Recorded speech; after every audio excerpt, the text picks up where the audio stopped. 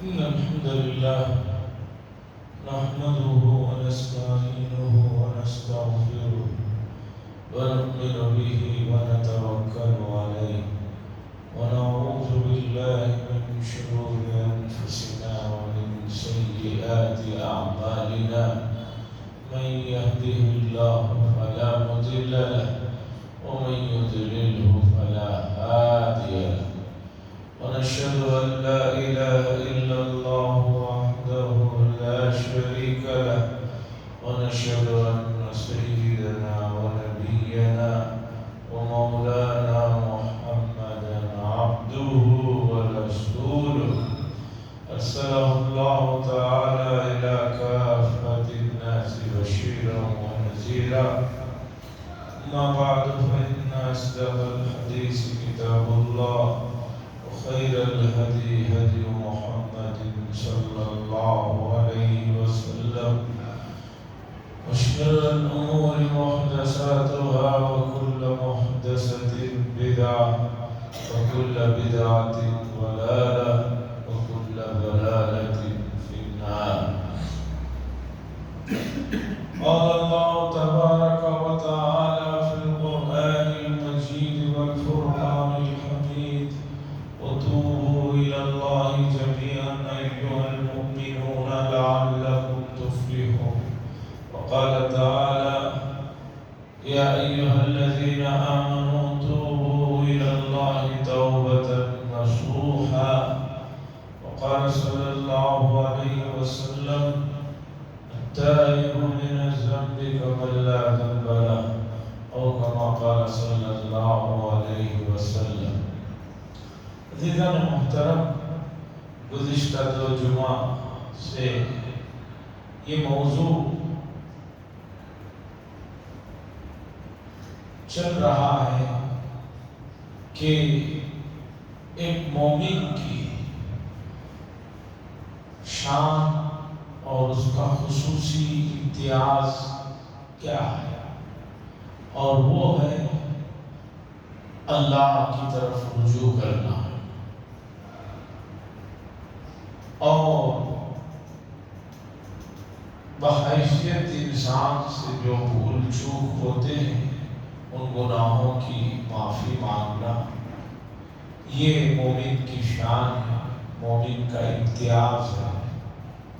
ہمارے سامنے روئے زمین پر سب سے پہلے حضرت آدم علیہ السلام اور ابلیس کے درمیان میں جو واقعہ پیش آیا وہ اس کی سب سے بڑی دلیل ہے کہ حضرت آدم علیہ السلام سے بھول ہوئی. انہوں نے فوراً اللہ کی طرف رجوع کیا، معافی مانگی، رویا، گڑ گڑایا اور اپنے آنے والی نسلوں کو بتایا کہ تمہارے والد سے بھول ہوئی تو انہوں نے یہ کیا، تمہیں بھی ان کے نقش قدم پر چلنا. ابلیس جو اس سے پہلے کا تھا، اس سے غلطی ہوئی، گناہ ہوا، اسے بتایا گیا تو بجائے معافی مانگنے کی ضد کرنے لگا، اڑ گیا، دلیلیں دینے لگا، سمجھانے لگا، اپنے آپ کو صحیح ٹھہرانے لگا.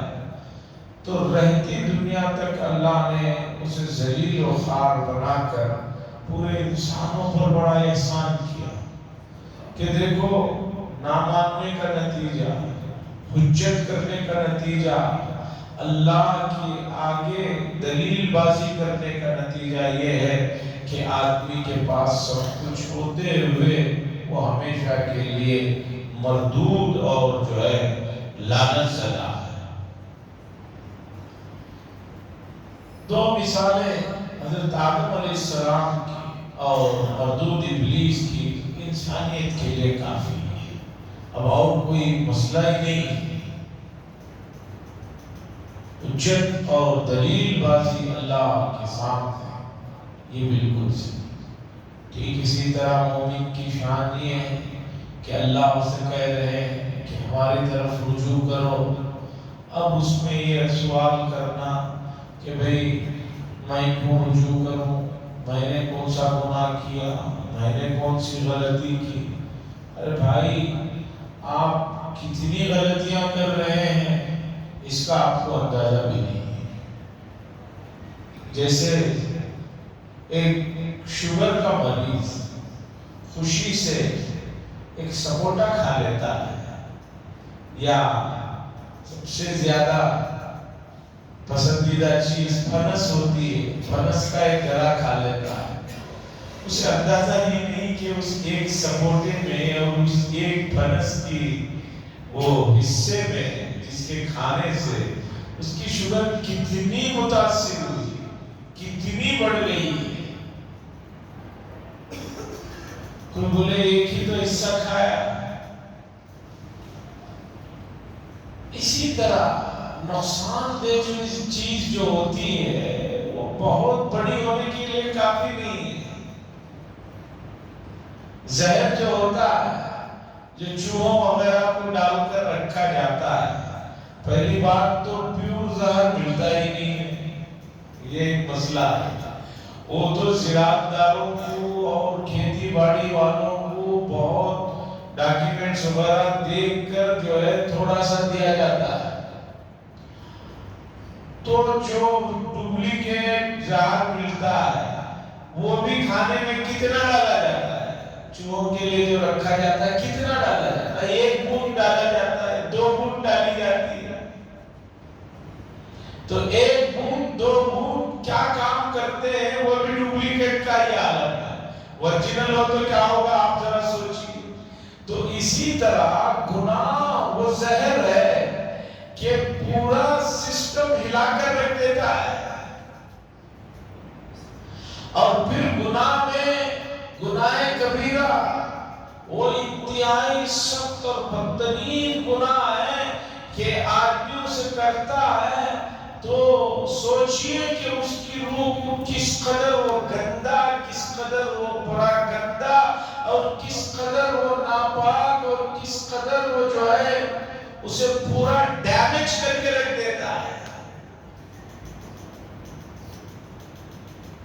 عزیزان گرامی، اس لیے امت مسلمہ کو چاہیے کہ ہر وقت اللہ کی طرف متوجہ رہے اور توبہ کی طرف۔ حضرت مفتی شفیع صاحب قدس سرہ نے کیا پیاری مثال سے بات کو سمجھائی ہے،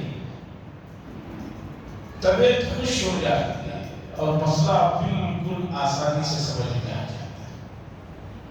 موجودہ زمانے میں تو موبائل نے آ کر پرانی بہت سی چیزوں کو کھا گیا ہے۔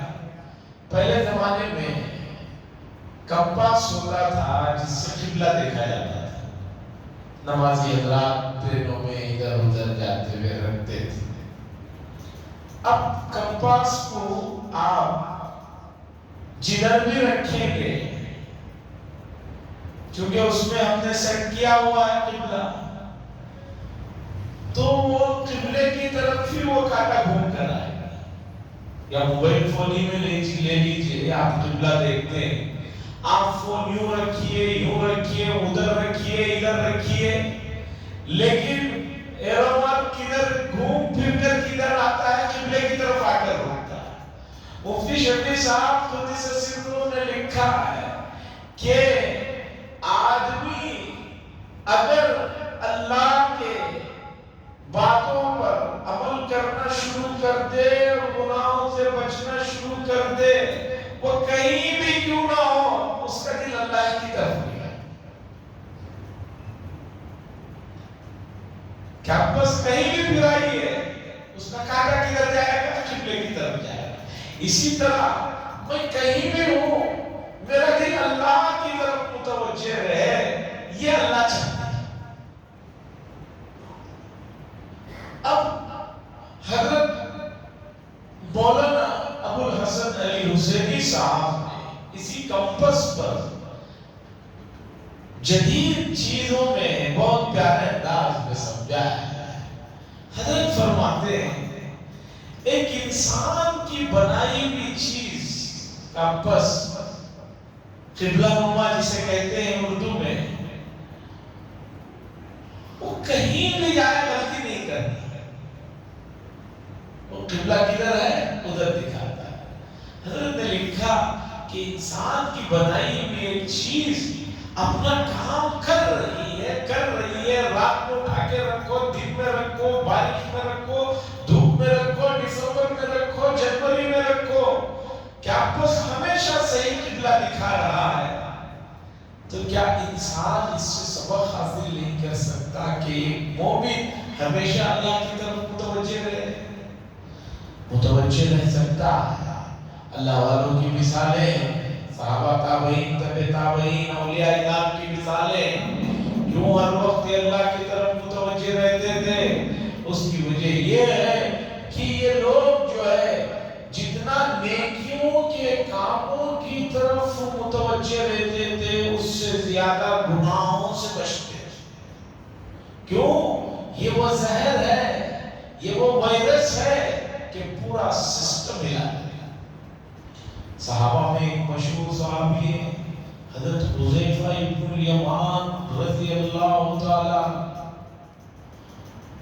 یہ بڑے خاص صحابی ہیں، ان کو کہا جاتا ہے کہ یہ رسول اللہ صلی اللہ علیہ وسلم کے رازدار تھے۔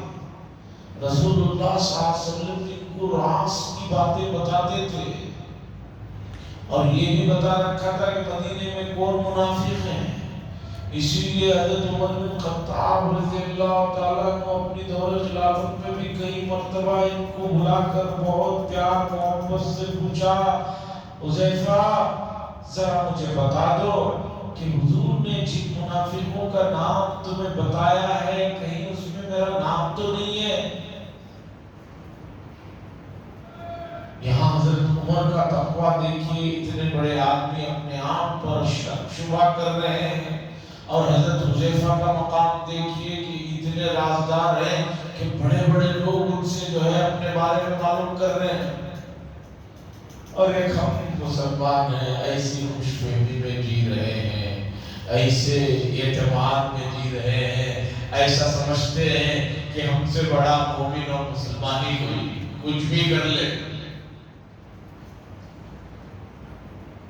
مشہور لطیفہ لکھا ہے، ایک آدمی وضو میں باوضو مسجد میں بیٹھے تھے، ہوا خالی ہو گئی، انسان ہے، ہوا نکل گئی، تو لوگوں نے کہا کہ ہوا نکل گئی، وضو ٹوٹ گیا، جاؤ وضو بنا کر آ جاؤ۔ وہ کہنے لگے کہ میرا وضو اتنا سخت اور مضبوط ہے کہ ایک نماز کو بنا لیا تو دوسری نماز تک کچھ بھی کر لوں میں وضو ٹوٹنے نہیں دیتا۔ اب اس بیوقوف کو کون سمجھانے کہ بھئی وضو تو ٹوٹ گیا؟ وہ کہہ رہا نہیں، میرا بڑا مضبوط وضو ہے، بہت پانی سے وضو کیا ہوں، اب عصر میں کر لیا ہوں، اب پیشاب کر لوں کہ وضو خارج ہو جائے، وہ نہیں خارج ہو جائے، مغرب تک میرا وضو نہیں ٹوٹتا۔ تو اسی طرح ہم لوگوں کا حسن ظن اور یہ ہے، ہم کچھ بھی کریں دل کہہ رہا ہے کہ بھئی تم سے بڑا تو کوئی پکا مومن اور مسلمان ہی نہیں ہے۔ کسی آدمی کو کہہ دیں آپ کوئی بات کر دے تو وہ بھڑک جائے گا اور کہے گا اچھا میرے سے بھی بڑا کوئی مومن ہے، میرے سے بھی بڑا کوئی خاندانی مسلمان ہے۔ اس خوش فہمی میں امت مسلمہ جی رہی ہے جس کے نتیجے ان کو دیکھنے کو مل رہے ہیں۔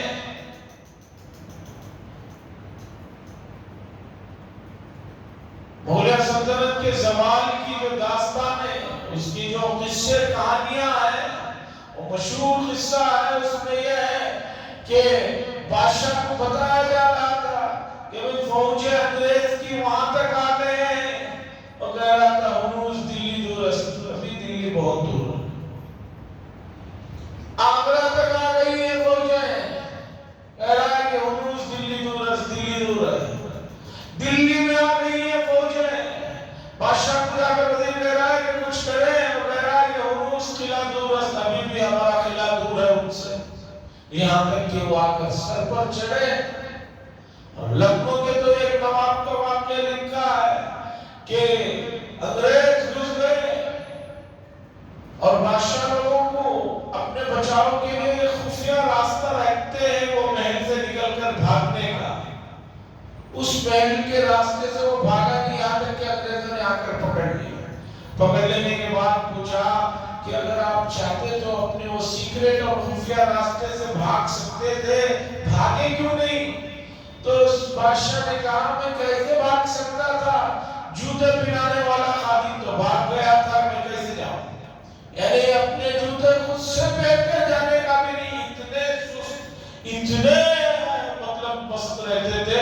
اسی طرح امت مسلمہ کا حال ہے، نمازیں یہ چھوڑیں، گناہ یہ کریں، روزے یہ چھوڑیں، جھوٹ یہ بولیں اور کہیں کہ بھی نہیں ہم تو بڑے پکے مسلمان مومن ہیں، ہمارا ایمان تو ان چیزوں سے کچھ بھی ڈگمگاتا نہیں۔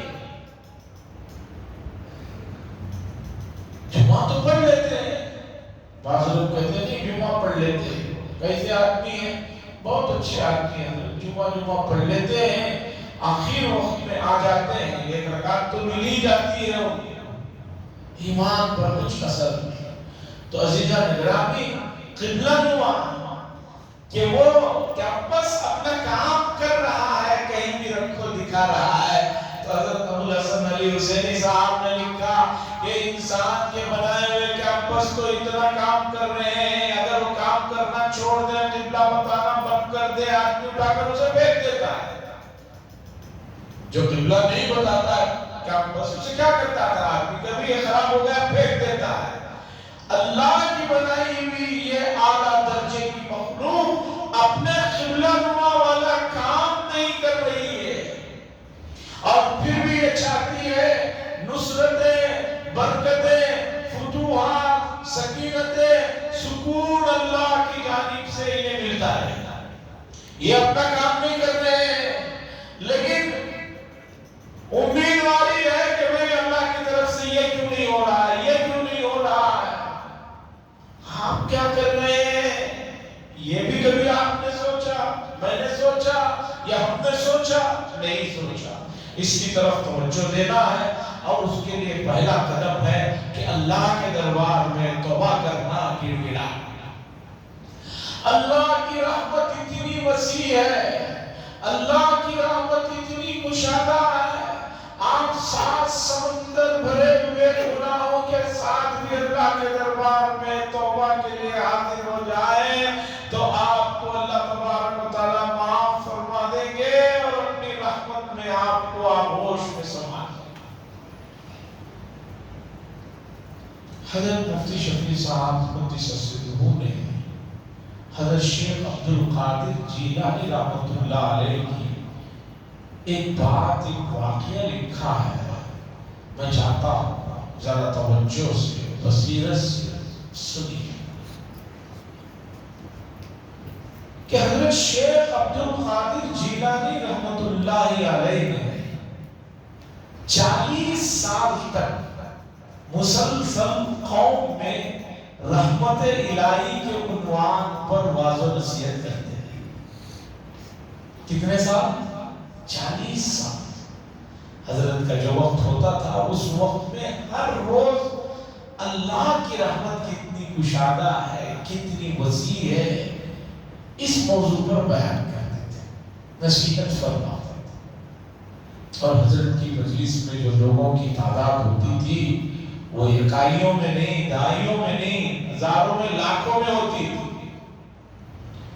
حضرت شیخ عبدالقادر جیلانی رحمۃ اللہ علیہ نے 40 سال کے بعد ایک دن حضرت کو خیال آیا کہ بھئی میں رحمت الہی کے عنوان پر بیان کر رہا ہوں، کہیں ایسا نہ ہو لوگ اللہ کی رحمت بہت وسیع ہے یہ سوچ کر گناہوں میں مبتلا نہ ہو جائے کہ بھئی اللہ تو رحیم ہے ہی، رحمان ہے ہی، اللہ معاف کریں گے، یہ سوچ کر گناہوں میں کہیں ملوث نہ ہو جائے، گناہوں کا ڈر خوف ختم نہ ہو جائے۔ اس لیے حضرت نے 40 سال کے بعد ایک دن وعظ فرمایا خوف خدا کے عنوان پر، کہ اللہ کا خوف آدمی کو ہونا چاہیے۔ اس عنوان پر بیان کیا، اور حضرت کا جو بیان ہوتا تھا شیخ عبدالقادر جیلانی قدس سرہ کا، بڑی تعداد ہوتی تھی، لوگ چیخیں مار مار کر روتے تھے، ایسا مؤثر انداز ہوتا تھا، خوف خدا کے عنوان پر جب آپ نے بیان کیا، لوگوں کے اندر اللہ کا خوف اتنا آیا کہ اس بیان میں 5 یا 6 آدمی جو ہے چیخ مار کر انتقال ہو گئے۔ اللہ سے ڈرنا چاہیے، اللہ کی پکڑ ایسے ہے۔ جو عنوان پر تقریر ہوئی تو اسی مجلس میں 6 آدمی جو ہے چیخ مار کر انتقال ہو گئے۔ کتنے سال تک عنوان پر، اللہ کی رحمت کے عنوان پر 40 سال تک رحمت الہی کے عنوان پر بیان کیا۔ ایک دن یہ سوچ کر کہیں لوگ گناہوں پر جری نہ ہو جائیں، خوف خدا کے عنوان پر بیان کیا، جس سے 5-6 لوگ مر گئے۔ اس دن رات میں اللہ کی طرف سے یہ بات جو ہے بطور خواب یا دوسرے جو ذریعے ہوتے ہیں اس کے ذریعے سے اللہ تبارک و تعالیٰ نے بتایا، کیا ہماری رحمت کا عنوان 40 سال میں ختم ہو گیا کہ آپ خوف کے عنوان پر آ گئے؟ یعنی اللہ کی رحمت بہت وسیع ہے، آپ نے 40 کو ختم کر دیا اور سمجھ لیا کہ اب اس کے بعد رحمت نہیں ہے۔ ہماری رحمت اس سے بہت زیادہ وسیع ہے۔ حضرت مفتی شفیع صاحب نے واقعہ لکھنے کے بعد یہ بتایا کہ دیکھو اللہ کی رحمت ایسی ہے، کسی آدمی کو جو ہے اپنے گناہوں کی وجہ سے مایوس اور نا امید ہونے کی ضرورت نہیں ہے۔ لیکن مطلب یہ نہیں ہے کہ ایک آدمی یہ سوچے کہ جب اللہ کی رحمت اتنی وسیع ہے تو میں آخر عمر میں، میرے خاندان کے لوگ 65 میں انتقال ہوتے ہیں، میرے خاندان کے لوگ 80 جیتے ہیں، 90 جیتے ہیں، میں آخر عمر میں توبہ کر لوں گا۔ یہ اس سے کوئی غلط مطلب نہ لے، اس لیے کہ ایسا کوئی قانون اور قاعدہ نہیں ہے کہ جو ہے فلاں شہر کے لوگ اتنی عمر میں اتنے جیتے ہیں، فلاں خاندان والے اتنے جیتے ہیں، اور موجودہ زمانے میں تو کسی آدمی کے انتقال ہونے کے لیے اتنی وجوہات ہیں، اتنی بیماریاں ہیں، اتنے وائرس ہیں کہ ڈاکٹروں کو بھی مہینوں تک پتہ ہی نہیں چلتا کہ کیا بیماری ہے۔ رپورٹ کیا ہے؟ ڈاکٹر کہتے ہیں سب نارمل ہے۔ خون کی رپورٹ کیا ہے؟ سبوں کے ٹیسٹ ہوتے ہیں نارمل ہے۔ ایکس رے کیا بتا رہے ہیں؟ نارمل ہے۔ سی ٹی اسکیننگ کیا بتا رہے ہیں؟ نارمل ہے۔ ارے بھئی جب سب نارمل ہے تو یہ آدمی بستر سے اٹھتا کیوں نہیں؟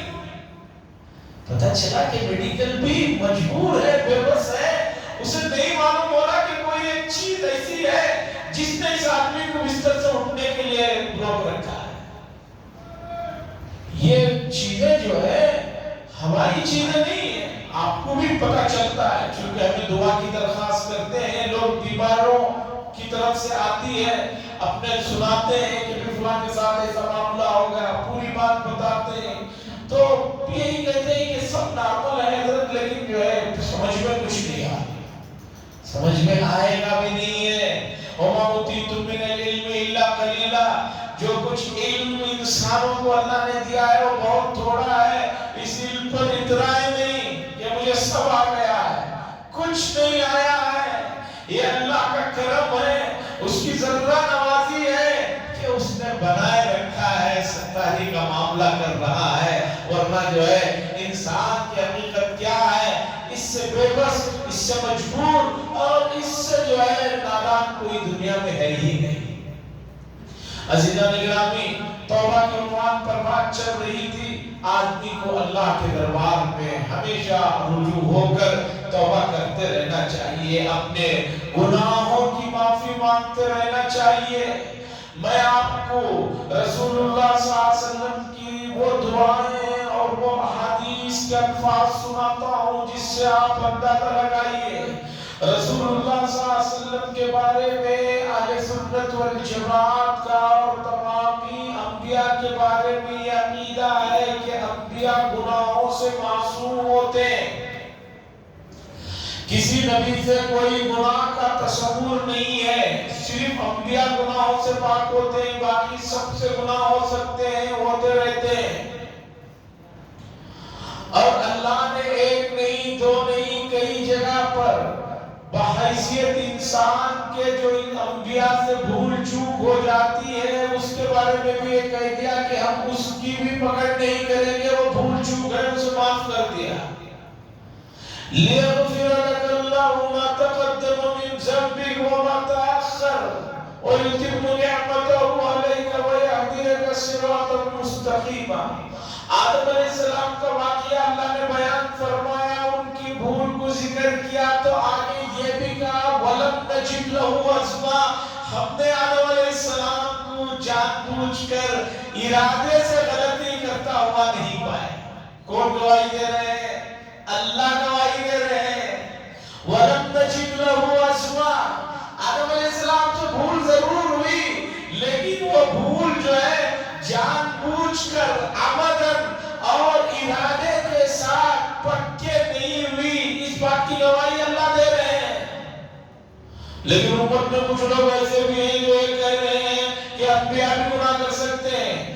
اللہ تو گواہی دے رہے ہیں کہ انبیاء سے کوئی اس طرح کی بات نہیں ہو سکتی، لیکن لوگ فیصلے کرتے ہیں بعد میں آ کر، اللہ کی رائے پر اپنی رائے دیتے ہیں۔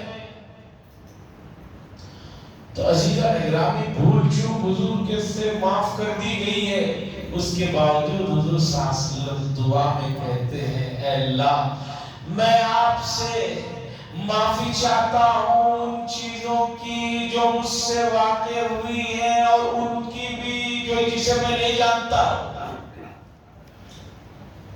حضور سے گناہ نہیں ہے، پھر بھی امت کو تلقین کر رہے ہیں کہ آپ نے جسے گناہ سمجھا اسے تو سمجھا ہی، اور ارادے کے بغیر آپ سے جو گناہ ہو گئے اس کی بھی معافی مانگو۔ اور اللہ تبارک و تعالی معافی کو بہت پسند فرماتے ہیں۔ کتنا پسند فرماتے ہیں ایک واقعہ سناتا ہوں، اس سے آپ اندازہ لگائیں۔ گزرے ہوئے زمانے میں حضرت موسیٰ علیہ السلام کے دور میں قحط سالی کا ایک دور شروع ہو گیا، بارشیں بند اور پورے جانوروں سے لے کر انسان متاثر، یہاں تک کہ موسیٰ علیہ السلام قوم کو لے کر جنگل میں استسقاء کے لیے اللہ سے بارش مانگنے کے لیے پہنچے۔ جیسے کہ ہمارے دور میں بھی جب بارشیں بند ہوتی تھی استسقاء کی نماز پڑھنے کے لیے جاتے تھے، ابھی بھی یہی طریقہ ہے۔ موسیٰ علیہ السلام قوم کو لے کر سب جانوروں کو، بچوں کو، بوڑھوں کو لے کر پہنچے۔ موسیٰ علیہ السلام کلیم اللہ ہے، اللہ سے ڈائریکٹ بات کرنے والے لقب کے ساتھ مشہور ہیں، دعائیں ہوتی ہیں، بارش کا کوئی اثر نہیں، بادل کہیں نظر نہیں آ رہے، بہت دیر ہو جاتی ہے، مسلسل پریشان رہتے ہیں، سب پریشان ہیں، یہاں تک کہ موسیٰ علیہ السلام بار بار آسمان کی طرف توجہ کر رہے ہیں، یہاں تک کہ حضرت جبریل علیہ السلام آسمانوں سے تشریف لاتے ہیں، آ کر اللہ کا سلام سناتے ہیں، اور اس کے بعد موسیٰ علیہ السلام کہتے ہیں کہ بھئی کیا بات ہے، اس طرح کا مسئلہ ہے۔ حضرت جبریل امین بتاتے ہیں کہ اللہ فرماتے ہیں، اللہ نے بتایا کہ آپ کے اس مجموعے میں ایک آدمی ہے جو گزشتہ 40 سال سے مسلسل گناہ کیے جا رہا ہے، نافرمانیاں کر رہا ہے، جب تک وہ آدمی اس مجموعے میں رہے گا بارش نہیں ہوگی، وہ جب جائے گا تب بارش ہوگی۔ یہ پیغام دیتے ہیں، حضرت جبریل امین واپس چلے جاتے ہیں۔ موسیٰ علیہ السلام غصے میں آتے ہیں، دہش میں آتے ہیں کہ ایک مردود کی طرف سے قوم پریشان ہے، آپ کھڑے ہو کر اعلان کرتے ہیں۔ انبیاء کے بڑے معجزات، موجودہ زمانے میں ہم لوگ مائک سے اپنی آواز کو وہاں تک نہیں پہنچا سکتے، انبیاء کی آواز کتنا بڑا مجموعہ ہو آخر تک جو ہے پہنچ جاتی ہے، اتنی اللہ نے ان کی آواز میں جو ہے یہ رکھا تھا۔ اعلان ہوتا ہے موسیٰ علیہ السلام کی طرف سے کہ کون وہ بدبخت ہے کہ جس کی وجہ سے یہ معاملہ پیش آیا ہے۔ اللہ نے حکم دیا ہے کہ جب تک وہ رہے گا یہاں بارش نہیں ہوگی، اس لیے وہ چلے جائے، وہ آدمی جو ہے یہاں سے فوراً چلا جائے۔ حضرت موسیٰ علیہ السلام جو ہے حضرت موسیٰ علیہ السلام جو ہے پریشان ہوتے ہیں، مجمع سے کوئی آدمی نہیں جاتا۔ تھوڑی دیر گزرتی ہے کہ بارش ہونا شروع ہو جاتی ہے۔ اب بارش ہونا شروع ہوتی ہے تو لوگ جو ہے بھی تعجب کرتے ہیں، اور خود حضرت موسیٰ علیہ السلام تعجب میں پڑ جاتے ہیں کہ اللہ کی بات تو بالکل صحیح ہے، اللہ کی بات تو بالکل صحیح ہے، تو کوئی آدمی گیا بھی نہیں اور بارش بھی ہو رہی ہے، یہ کیا بات ہے؟ پھر آسمان کی طرف توجہ کرتے ہیں تو حضرت جبریل امین علیہ السلام آتے ہیں، آ کر بتاتے ہیں کہ بات دراصل یہ ہے کہ آپ نے جب اعلان کیا تو وہ بندہ اتنا گر گرا کر توبہ مانگا، اتنا گر گرا کر توبہ مانگا کہ اللہ اب تو پھنس گیا ہوں، اب میں معافی چاہتا ہوں، معاف فرما دے، میری ستاری فرما لیجئے، مجھے درگزر کر دیجئے۔ اس کی توبہ ہم نے قبول کر لی اور جو ہے بارش کے نزول کا فیصلہ فرمایا۔ حضرت موسیٰ علیہ السلام نے حضرت جبریل امین سے پوچھا، میں اپنی قوم کے اس آدمی سے دیکھنا چاہتا ہوں، اس سے بات کرنا چاہتا ہوں، اس کا نام کیا ہے کہ جس کی وجہ سے بارش رکی تھی اب اسی کی وجہ سے بارش ہو رہی ہے۔ حضرت جبریل امین آسمانوں پر جاتے ہیں اور وہاں سے تشریف لا کر کہتے ہیں کہ میں نے اللہ سے کہا، اللہ آپ اس بندے کا نام بتا دیجئے، آپ کے محبوب اس آدمی سے ملنا چاہتے ہیں۔ اللہ کی طرف سے کیا جواب آیا سنیے۔ لوگ بڑے مایوس نا امید جو ہوتے ہیں وہ غلط ہے۔ اللہ کی طرف سے جواب آیا، 40 سال تک وہ مسلسل نافرمانی کر رہا تھا، تب تو ہم نے اس کی ستر پوشی فرمائی، تب تو اس کا ہم نے عزت اور اس کی پردہ کی۔ اب جب وہ توبہ کر کے ہمارا دوست بن چکا ہے تو ہم کیسے اس کا نام بتا کر جو ہے کسی کے سامنے اسے رسوا کر سکتے ہیں، اس لیے ہم اس کا نام نہیں بتائیں گے۔ عزیزان گرامی، یہ ہے ہمارے پروردگار کہ بندوں کا کتنا پاس و لحاظ رکھتے ہیں، کتنی پردہ پوشی فرماتے ہیں، کتنا درگزر فرماتے ہیں۔ ایسے اللہ تبارک و تعالیٰ کے ساتھ ہم اگر توبہ کا جو ہے تعلق نہ بنائیں اور اللہ کے دربار میں گڑگڑانے کا تعلق نہ بنائیں تو ہم سے زیادہ جو ہے کون آدمی جو ہے بد نصیب ہوگا، کون ہم سے زیادہ نادان اور جاہل ہوگا۔ عزیزان گرامی، انسان سے بھول چوک ہونا ایک فطری بات ہے۔ کوئی انسان یہ کہے مجھ سے کوئی بھول چوک نہیں ہوتی ہے، وہ بڑی غلط فہمی میں مبتلا ہے۔ بھول چوک نہ ہونے والی قوم مخلوق جو ہے وہ فرشتے ہیں جن سے کوئی بھول چوک نہیں ہوتی۔ انسانوں کی فطرت میں یہ بات ہے کہ یہ کبھی خیر کی طرف بڑھتا ہے تو کبھی شر کی طرف بھی اسے جو ہے پھسل جاتا ہے۔ اس لیے اللہ کے دربار میں ہمیشہ توبہ کا جو ہے اہتمام کریں۔ ہر وقت نماز کے بعد، نمازوں میں اور نمازوں کے بعد، رات میں سوتے ہوئے اٹھتے ہوئے اللہ کی طرف متوجہ رہیں اور توبہ کرتے رہیں، اس لیے کہ جتنا آپ گناہوں سے پاک صاف ہوں گے اتنا ہی زیادہ آپ کے اوپر جو ہے اللہ کی طرف سے رحمتیں، برکتیں اور توجہات نازل ہوں گے اور معرفت کا جو مسئلہ ہے وہ حل ہوتا چلے جائے گا۔ اللہ سے دعا فرمائے اللہ تعالیٰ اس مسئلے کو سمجھنے کے اور اللہ کے دربار میں توبہ کرنے کی توفیق نصیب فرمائے۔ وآخر دعوانا الحمدللہ رب العالمین۔